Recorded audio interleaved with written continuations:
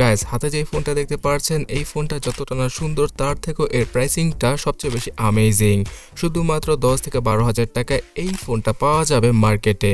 So Infinix hot 40 আইফোনটায় এবার আর নটযুক্ত নয়, 5 whole কাটআউটের display use করা হয়েছে। তার পাশাপাশি 32 মেগাপিক্সেলের সেলফি ক্যামেরাকে দিয়ে দিয়েছে ইনফিনিক্স। সাথে পাওয়া যাবে 8 থেকে 16 জিবি র্যাম এবং অ্যাপলের ডাইনামিক আইল্যান্ডের মতো feature. So hey guys, Shanto here. Hot 40 আইফোনটা কবে থেকে পাবেন বাংলাদেশে সেটা জানার আগে এই ফোনটার বক্স কন্টেন্ট সম্পর্কে জানিয়ে দিচ্ছি।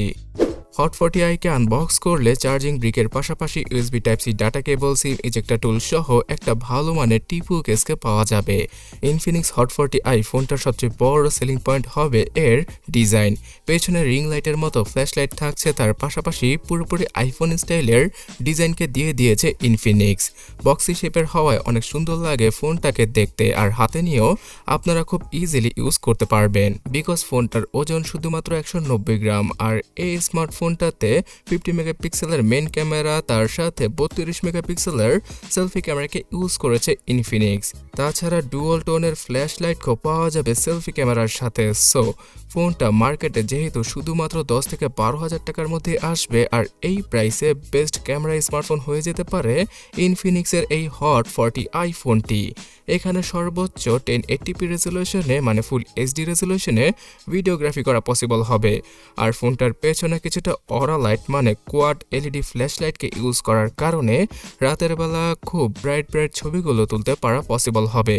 যদিও কিনা এই ফোনটার চিপসেটটা কিছুটা দুর্বল, মানে যেই রকম ক্যামেরা সেটআপ ইউজ করা হয়েছে সেটাকে খুব ভালোভাবে ফুলফিল করতে পারবে না এই চিপসেটটা। তারপরও বাজেটের মধ্যে অন্য 10টা স্মার্টফোন থেকে এই ফোনটার ক্যামেরা, বিশেষ করে সেলফি ক্যামেরাটা মারাত্মক লেভেলের হবে। আর আমাকে যদি জিজ্ঞাসা করা হয় যে পেছনে তো 2টা ক্যামেরা, একটা ক্যামেরার কথা কেন বললাম, বিকজ হট 40 আই ফোনটার পেছনে যে সেকেন্ডারি ক্যামেরাটা রয়েছে সেটা শুধুমাত্র ডিজাইনটাকে সুন্দর করার জন্যই দিয়েছে ইনফিনিক্স।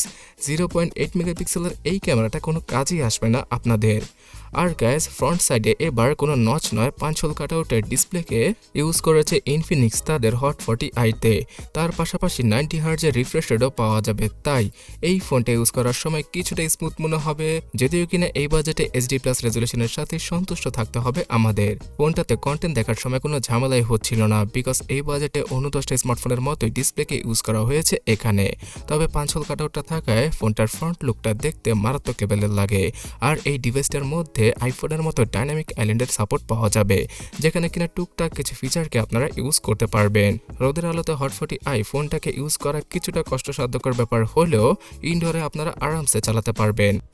তার সাথে অ্যান্ড্রয়েড 13 আর XOS 13 এর সাথে আসা এই ডিভাইসটাতে আগামীতে অ্যান্ড্রয়েড 14 এর আপডেট পাওয়া যাবে কিনা সেই সম্পর্কে নিশ্চিত হয়ে বলা যাচ্ছে না।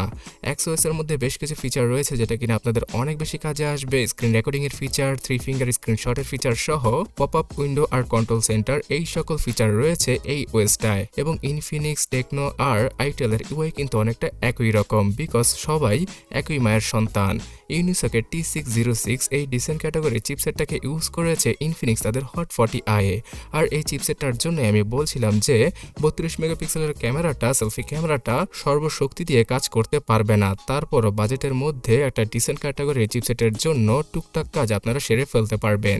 তবে রেগুলারলি ইউজ করার ক্ষেত্রে যদি হেভিলি এক অ্যাপ থেকে অন্য অ্যাপে সুইচ করতে যান তাহলে কিছুটা ডিলে আর ল্যাগের দেখা পাওয়া সম্ভব। এই স্মার্টফোনটাতে ফেসবুক লাইট, ইনস্টাগ্রাম লাইট সহ বিভিন্ন লাইটওয়েট অ্যাপগুলো ইউজ করলে সবচেয়ে ভালোভাবে ফোনটা সার্ভিস দিয়ে দেবে। তার সাথে এখানে রয়েছে সর্বোচ্চ 8GB র্যাম। তবে আমার কাছে মনে হয় বেশি টাকা দিয়ে 8GB র্যামের ফোনটা না কিনে 4GB র্যামের সাথে সন্তুষ্ট থাকা উচিত বিকজ কম প্রাইসের মধ্যে আপনারা সিমিলার স্পেসিফিকেশনই পেয়ে যাবেন। তো বেশি টাকা দিয়ে 8GB র্যামের ভেরিয়েন্টটা কেন কিনবেন? এখানে তো প্রসেসরটা অতটাও পাওয়ারফুল নয় যে 8GB র্যাম আপনাদের লাগবে। তারপর যারা কিনা 8GB র্যামের ভেরিয়েন্টটা কিনবেন তারা আরও 8GB র্যামকে ভার্চুয়ালভাবে 16GB পর্যন্ত এক্সটেন্ড করতে পারবেন। তাই ভার্চুয়ালি 16GB র্যামটা আপনারা পেয়ে যাচ্ছেন এখানে। তার পাশাপাশি ফোনটির মধ্যে 2টা সিমের পাশাপাশি একটা এসডি কার্ডকে একসাথে ইউজ করা পসিবল হচ্ছিল। এবং এই 4G স্মার্টফোনটাতে সিঙ্গেল আর্টস স্পিকার, 3.5mm হেডফোন জ্যাকের গর্ত সহ রয়েছে FM রেডিও আর মার্কেট ভেদে এনএফসির সাপোর্ট। ফোনের লক খোলার জন্য ফিঙ্গারপ্রিন্ট স্ক্যানারটা সাইডে রয়েছে। তার পাশাপাশি পাওয়া যাবে সফটওয়্যার বেস ফেস আনলকের সুবিধা। কিন্তু জাইরো সেন্সরটা থাকলে আমি আরও কিছুটা হ্যাপি হতাম। 5000 mAh ব্যাটারির মাধ্যমে এই স্মার্টফোনটা টেনে টুনে একদিনেরও বেশি ব্যাটারি ব্যাকআপ দিয়ে দিচ্ছিল। তার পাশাপাশি 18 ওয়াটের চার্জিং স্পিডের জন্য শুধুমাত্র 1.5 ঘন্টার মধ্যেই ইনফিনিক্স হট 40i কে 90% পর্যন্ত চার্জ করা পসিবল। আর গ্যাস ব্ল্যাক, ব্লু, গোল্ড সহ গ্রিন কালার এই সমস্ত কালারের সাথেই আসে মার্কেটে ইনফিনিক্স হট 40i ফোনটি। এর মধ্যে আমার কাছে তো ব্লু কালারটা সবচেয়ে বেশি ভালো লেগেছে। আপনাদের কি মতামত অবশ্যই কমেন্ট করে জানাবেন। তো আগামী মাসে বাংলাদেশের মার্কেটে ইনফিনিক্সের হট 40 সিরিজের 3টা স্মার্টফোন আসবে। তার মধ্যে এই হট 40i ফোনটা 10 থেকে 12,000 টাকার মধ্যে আমরা পেয়ে যাব। তবে 8GB র্যামের ভেরিয়েন্টটা হয়তো 13,000 টাকা দাম রাখতে পারে ইনফিনিক্স।